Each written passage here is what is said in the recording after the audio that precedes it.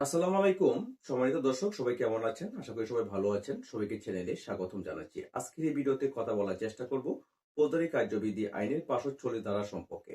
অর্থাৎ ৫৪০ ধারাতে বলা হয়েছে সাক্ষীকে রিকল করার জন্য। এই সাক্ষীকে রিকল আপনারা কিভাবে করবেন? যখন বাদীপক্ষের কোনো আইনজীবী সাক্ষীকে বা সাক্ষীর জবানবন্দি গ্রহণ করে থাকে, কিন্তু আসামিপক্ষের আইনজীবী অনুপস্থিত থাকার কারণে বা যেকোনো কারণে তাকে জেরা করতে পারে নাই। তখন কিন্তু মামলার সঠিক এবং সত্যতা যাচাই বাছাই করার জন্য সাক্ষীকে জেরা করা খুবই গুরুত্বপূর্ণ হয়ে থাকে।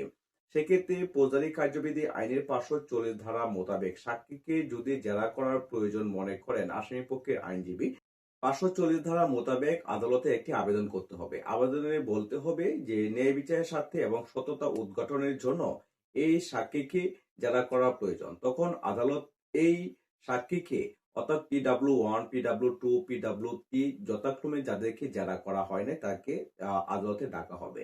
এবং আদালত যদি মনে করে যে এ সকল সাক্ষীকে জেরা করা খুবই গুরুত্বপূর্ণ প্রয়োজন, তাহলে তাদের এই আবেদন অর্থাৎ আসামিপক্ষের এই ৫৪০ ধারার আবেদনটি গ্রহণ করবেন এবং সাক্ষীকে রিকলের মাধ্যমে সমন জারি করে তাকে আদালতে উপস্থিত থাকার জন্য আহ্বান করা হবে বা তাকে সমন ইস্যু করা হবে।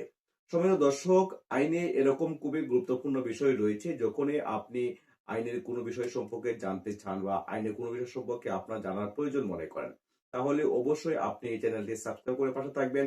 আমি আপনাদেরকে নিয়মিতভাবে এই চ্যানেলের মাধ্যমে বিভিন্ন ধরনের আইনি পরামর্শ দিয়ে যাব।